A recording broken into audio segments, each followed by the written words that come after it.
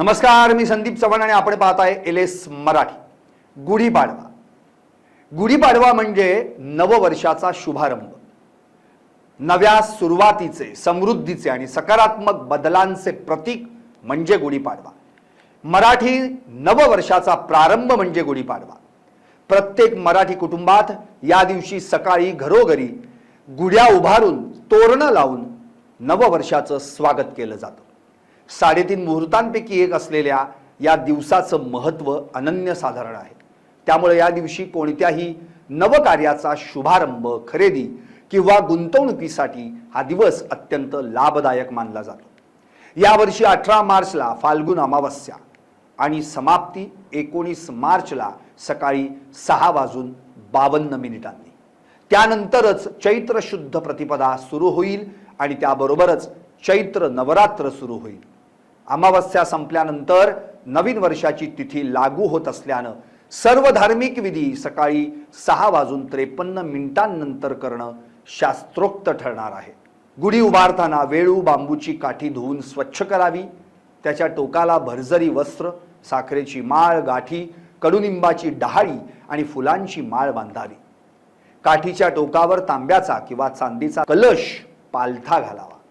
गुढी उभारल्यानंतर कडुलिंबाची पानं आणि हरभऱ्याची डाळ याचं मिश्रण एकत्र करून त्याचा प्रसाद सर्वांना द्यावा.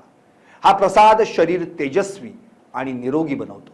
उन्हाळ्याच्या सुरुवातीला शरीरातील उष्णता नियंत्रित करण्यासाठी हे अमृत मानलं जातं. दिवसभर आनंदानं सण साजरा केल्यानंतर सूर्यास्तापूर्वी गुढीला हळद कुंकू आणि अक्षता वाहून मनोभावे नमस्कार करावा आणि गुढी सन्मानानं उतरवावी.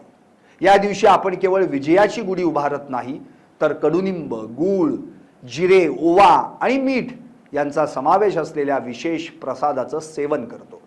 चैत्र महिन्यात कडक ऊन पडायला सुरुवात होते. अशा वेळी शरीराला थंडावा आणि शुद्धीकरणाची गरज असते.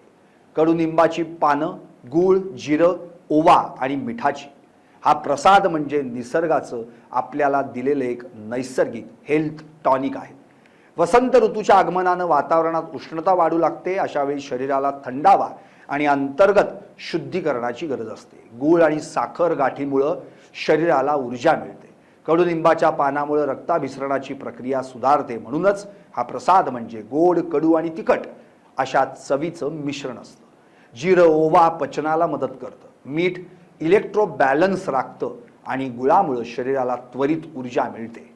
लोहाची कमतरता भरून निघते. कडुनिंबाची पानं हे उत्तम अँटीबॅक्टेरियल आहेत. ते रक्त शुद्ध करतात, त्वचेचे विकार दूर ठेवतात. हा प्रसाद शरीरातील वात, पित्त आणि कफ या त्रिदोषांचं संतुलन राखतो. म्हणूनच भारतीय संस्कृतीतील सण केवळ परंपरा नसून त्यामागं सखोल वैज्ञानिक आणि आरोग्याशी संबंधित विचार दडलेले असतात. भारतीय संस्कृतीत चैत्र शुद्ध प्रतिपदा हा दिवस गुढीपाडवा म्हणून साजरा करतात.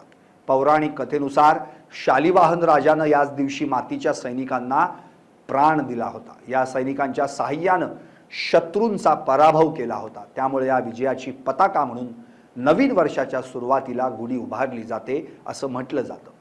चैत्र शुद्ध प्रतिपदेला प्रभू श्रीरामांनी वालीचा वध करून प्रजेला त्याच्या छळातून मुक्त केलं होतं. याच दिवशी प्रभू श्रीरामांचा 14 वर्षांचा वनवास देखील संपला होता. त्यामुळं हा आनंदोत्सवाचा दिवस असतो. रावणाचा वध करून प्रभू श्रीराम अयोध्येत आल्यानंतर सर्वांनी विजयोत्सव साजरा करण्यासाठी घराच्या दारावर गुढी उभारली होती. तेव्हापासून ही परंपरा सुरू झाली.